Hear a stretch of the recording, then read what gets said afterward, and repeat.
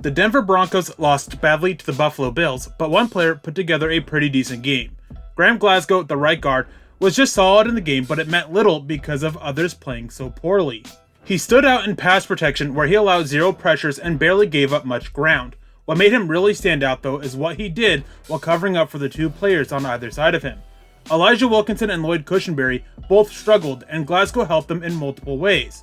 He was a veteran out there and showed why the Broncos covet him during free agency this past offseason.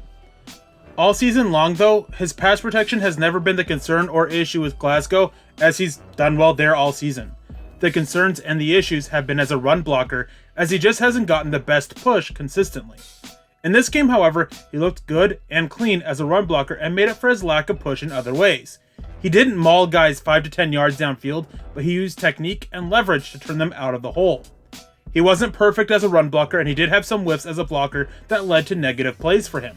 That's part of why he's the lowest graded MVP on the season, because he just didn't have a great game, it was just solid. Denver is going to have an issue next year with who to start between Glasgow and Netane Muti. If Muti develops, as they hope, it would be a discussion as to what do they value more, the pass protection of Glasgow or the run game push of Muti. It's likely Glasgow wins the job, but a lot will depend what happens over the final 2 weeks of this season. Denver gave him big money, and they will want to get a return on the investment as they can't get out of his deal. For his game against the Buffalo Bills, Glasgow earned a grade of 82.7 as well as MVP honors, though he was just solid, not great.